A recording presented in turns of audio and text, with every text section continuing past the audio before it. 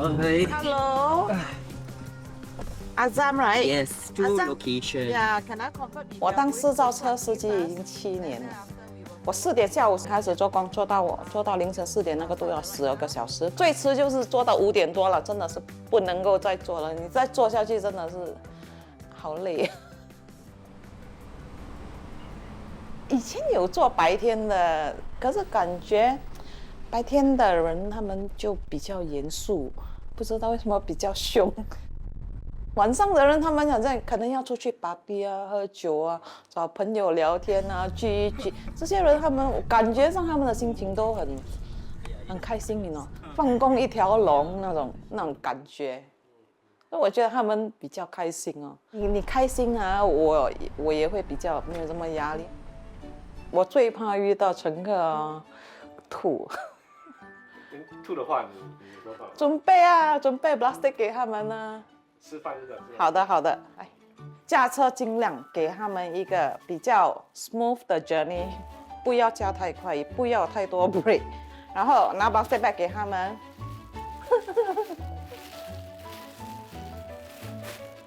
乘客是 OK 的，如果他们真的要吐的话，他们睡着或者是什么的话，他们这样吐，它不会影响到我做生意。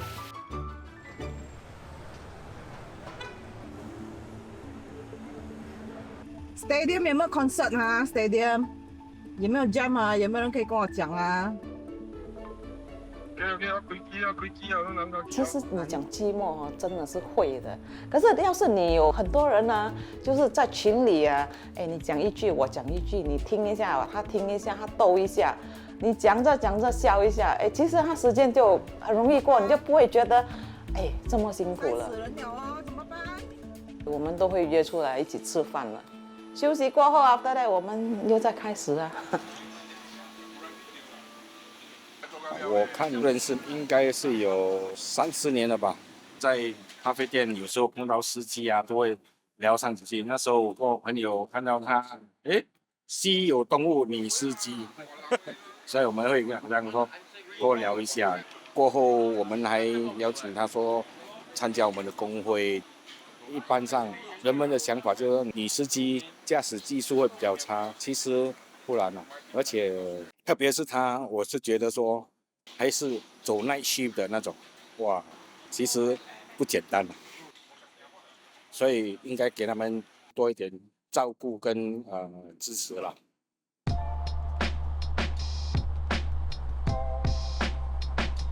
我带你们来这边是我们的 Marina South Pier。这里你看一下不美吗？我就觉得蛮美的。晚上的时候我觉得蛮舒服，吹风，看一下我们的夜景。其实说你心情也是会平静一点。夜晚我常来啊，如果你要讲上夜区的话，这个地方我也是跑不掉的。在这里减了很多斤啊，我觉得这里的生意都不错的。我也有一些顾客，他们也会觉得。特别安全。其实我讲，新加坡的治安真的是非常安全的，真的。你问我怕不怕？其实我不感觉，真的有一点点的怕。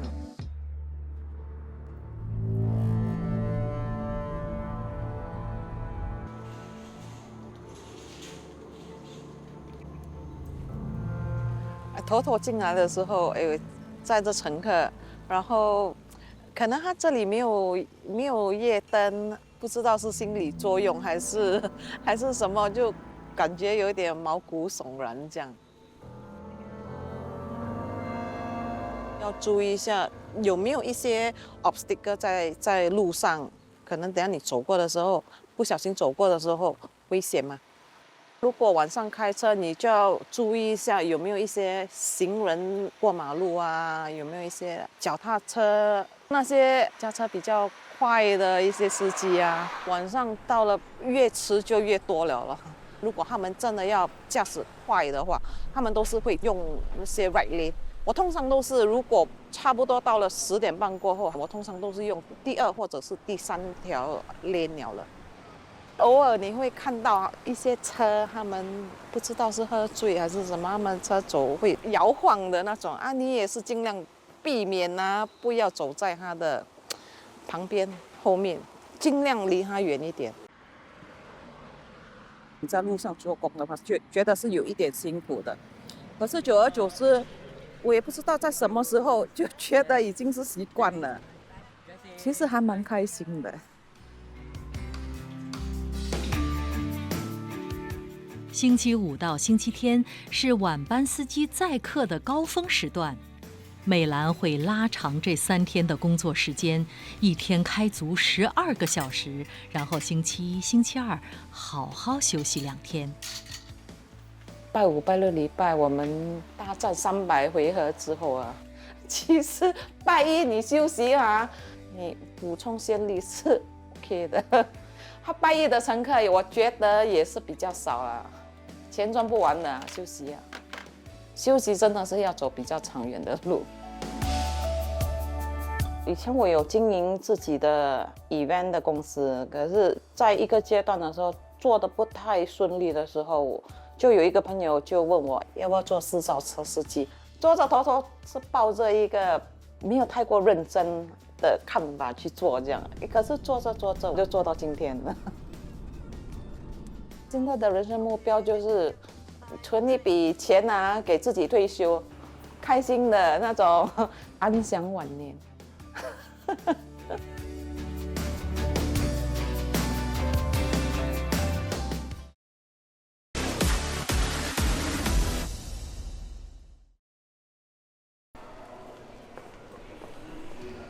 郭永辉刚加入私照车平台。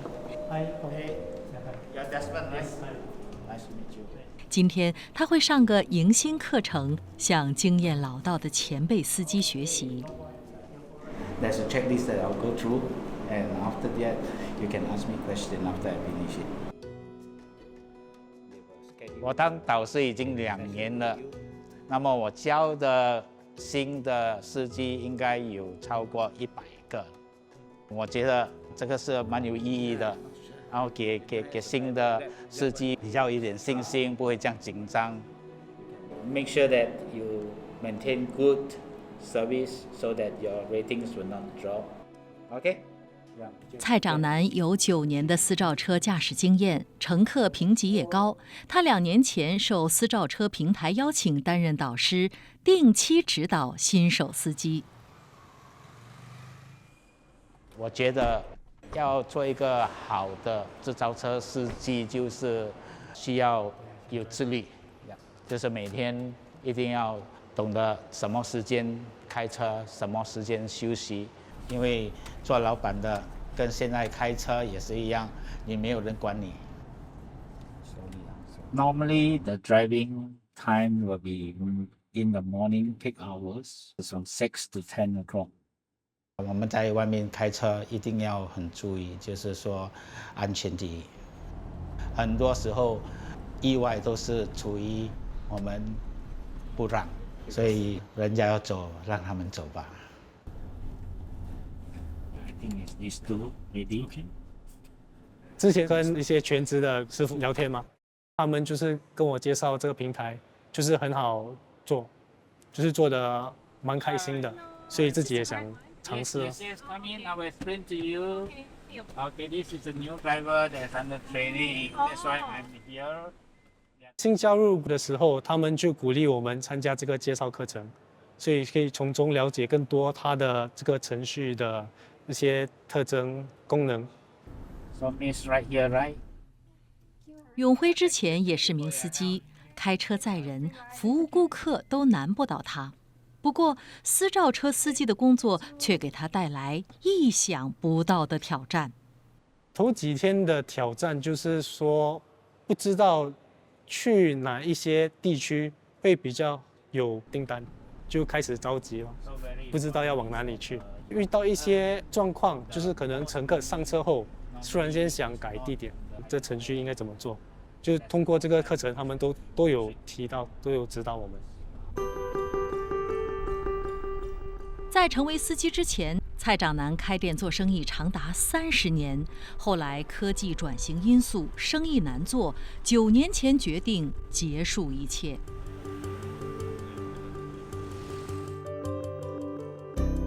收掉了就在家里，其实想闲空一下，可是不到1个月，我觉得很辛苦哦。那个时候，朋友就说：“哎，我在开制造车，你要来试试看吗？”我说无所谓啦，就这样的开始。以前当老板跟现在开车，现在是比较没有压力，每天开够给租金，有点自己的开销，就很轻松了。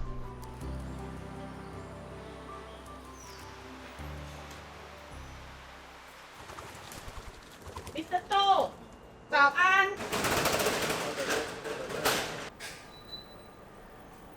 位于惹兰固歌，这家慈善中心由蔡长南和妻子共同创立。蔡长南召集了一群私照车司机，每天义务再送午餐饭盒给这一代的老人，即便是大年初一也不例外。我跟我太太来到这边开这中心，就是服务老人。在饭盒是在燕之星那边拿的，那么我们就会分派给他们，那些可以走的，他们就下来；有行动不方便的，我们就送上去给他们。谢谢。幸亏有很多朋友 volunteer 把饭送来，有些就是在中心也会帮忙一下，这些都会减轻我们的负担。我叫 Jeff Lee。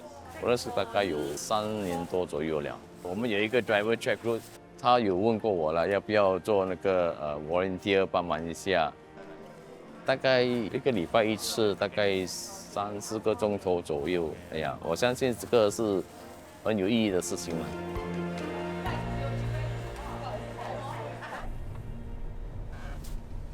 其实我的一天的工作是包括做义工的时间，就是很长的。7点半我就出门，开完车回家的时候，大多数都是在差不多11点半。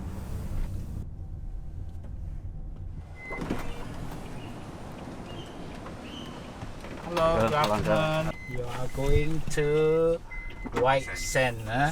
Thank you. So you live around here, or this is a friend's place? Friend's place. I'm going back to Pasir Ris lah. 我其实，在很年轻的时候我就很拼了，我工作都是很长的时间。年轻的时候就想说，出人头地啦。我有跟很多人谈过，问他们要不要做义工，他们会说，等我退休后啦。退休后我问他们，他们说，哎呀，我现在很没有空。其实我们要等到几时呢？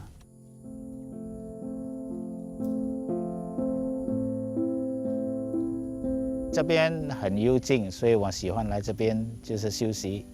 外面很吵。其实人生现在是我进入另外一个季节。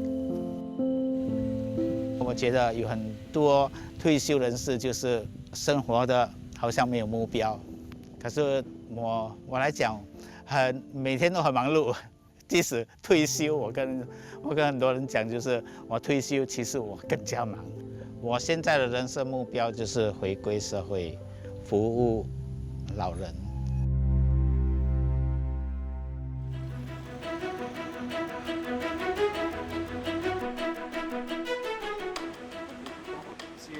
上了课之后，还是有跟 Thomas 保持联络，然后遇到什么问题，他还是会跟我们指点。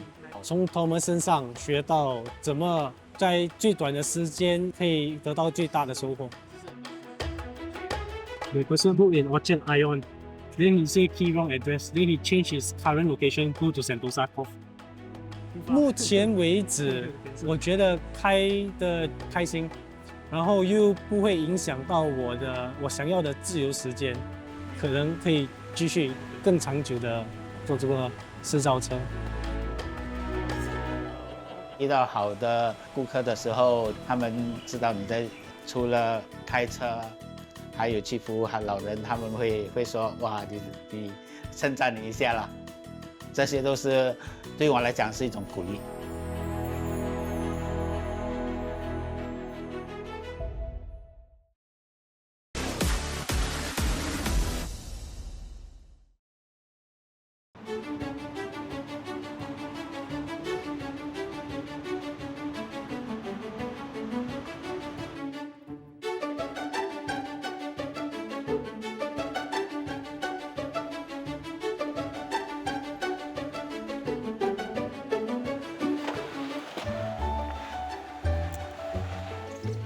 我叫沈顺德，今年67岁，我驾德士已经26年了。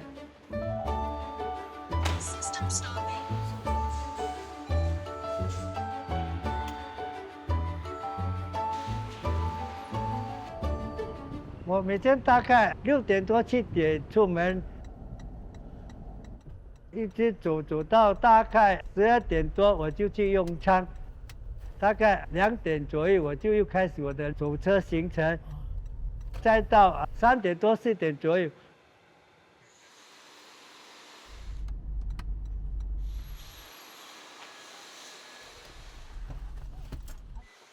我觉得要成为一位优秀的德士师傅，第一，我们人比较诚实、正直，还有我们的态度要有礼貌，还有就是我们要提供好的服务。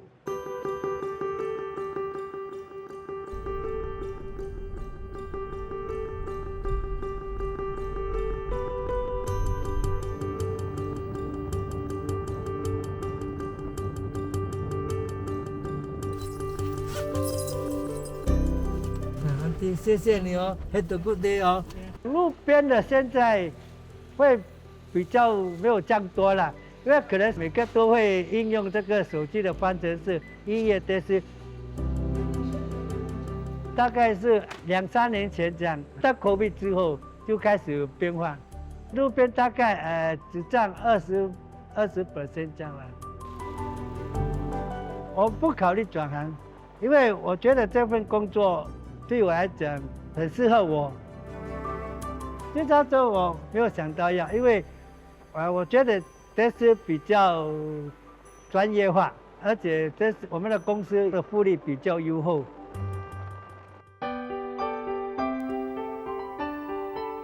19年前的沈顺德，尽管家庭经济负担沉重，仍然坚持义务载送残障人士上下班。星期二特写的好人好事就曾经把他的故事拍摄下来。今天，贺鑫的家人不必陪他出门，放心地把他交给德士司机顺德。那时候我还年轻哦，那时候我没有白头发。载了他几年？载了很多年了，应该有3年4年。顺德曾经载送过贺鑫好多次。了解他的情况，知道应该要怎么做才不会导致贺鑫受伤。如今他仍然积极行善，也组织其他德士朋友一起当义工。他为人很热心啊，很佩服他做志愿工作者的领导。我们这班朋友也是他组织起来的。在一起已经大概10多年吧。除了喝咖啡之外，但有时我们接班去旅行，有时在这里讨论一些加德西的情况，好像比如说今天行情怎样啊，好不好啦？这样有时大家聊一下哦，是不是打发时间啊？生活不会枯燥。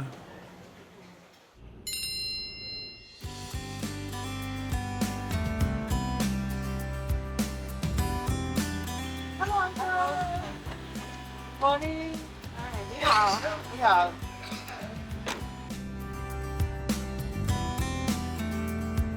你去吃早餐啊，还是去买菜？去吃点东西啦。吃点东西。说那边的东西蛮好吃的。安哥有什么好介绍吗？那边有一道鱼丸面很好吃。我驾德士已经26年了，苦啊，就是如果碰到大客刁难哦。有时会感觉到有一点委屈啊，但是我们想，只是1小时短暂的行程，就是一笑置之了。碰到好的大客我们感到心情特别愉快，而且在旅程上哦感觉得非常舒适。我最难忘的一个经验，就是载到一个怀孕的孕妇，她在我车上生产。当时的情况是这样，她进在里面的时候，她老公扶住她了，她一直痛，哇，一直在哎呀一直哎呀哇，然后她老公就给她血糖，过了不久啊，突然间停了，转后一看，原来 baby 孵出来了，生出来了。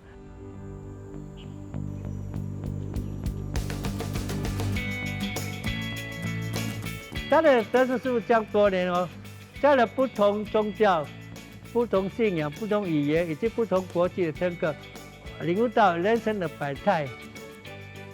人活做一天，就是有福气，我们要好好珍惜。我的人生目标就是做一个敬业乐业的德智师傅，直到退休为止。人生现在是我进入另外一个季节，我应该回归社会。